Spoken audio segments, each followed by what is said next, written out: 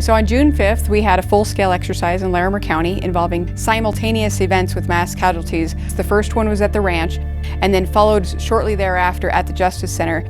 We had 100 volunteers from throughout the community, and they were all made up to make it as realistic an event as possible.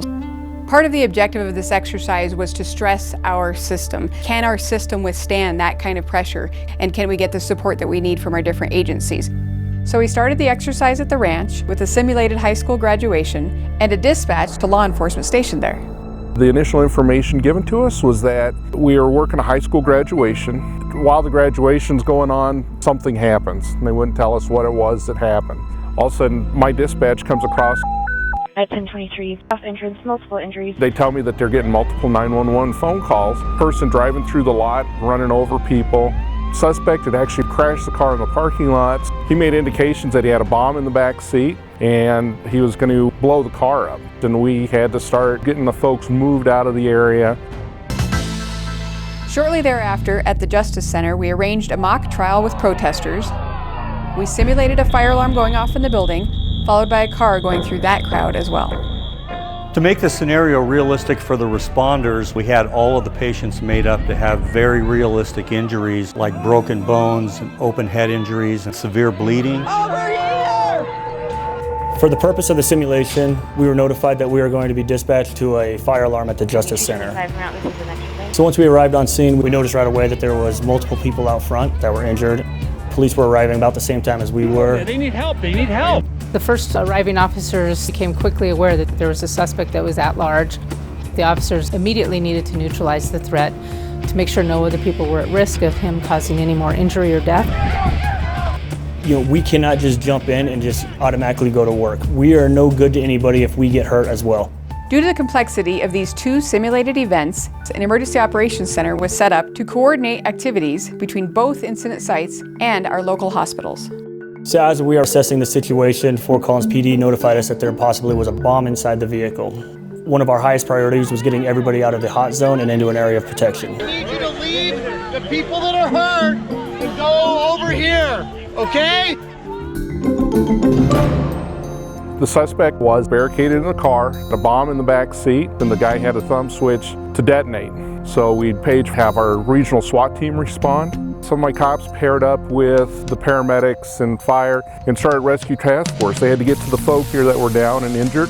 It's our personnel, both from Loveland Fire Rescue and Thompson Valley EMS, they initiated patient triage, and that is based off of the criticality of the patient. Greens being the patients that are the walking wounded. And we'll put them on an ambulance with a couple of care providers and people that were killed by the vehicle. Those are considered code black, and that's really difficult going through a large crowd like this and saying, okay, you have minor injuries, and then this person over here, we're going to pronounce them dead. And that has a heavy emotional attachment. Code red patients need to leave right away. We need to get them off the scene as quickly as possible. We need to treat their life-threatening injuries.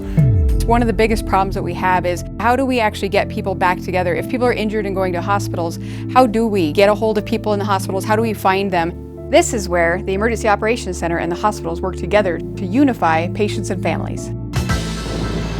Keep going to your right, sir. Keep your hands up for me.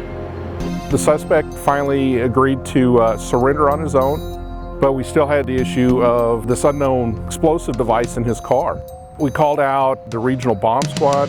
When we arrived on scene at the ranch, the first thing that we needed to do was utilize our robot, which is a Andros F6 robot. It has a variety of different cameras and it allows us to stay remote and not have to approach the hazardous device. We utilized a mineral water bottle to simulate a detonation to render the device safe.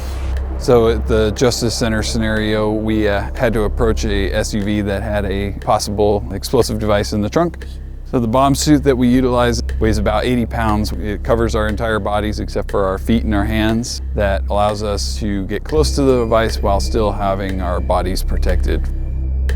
So in order to make that device safe, we utilized a disruption tool to try and separate all the pieces and so that they are rendered safe.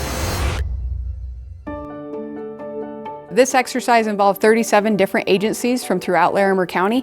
It was a great opportunity for us to unify and see what unity of command looks like between different organizations working together. All of us have that same goal of protecting and saving human life. You know, heaven forbid we have to deal with a situation like this, but those relationships that we've fostered with the other first responders, with the fire, with the paramedics, are huge. For more information, please contact Larimer County Office of Emergency Management at larimer.org/emergency.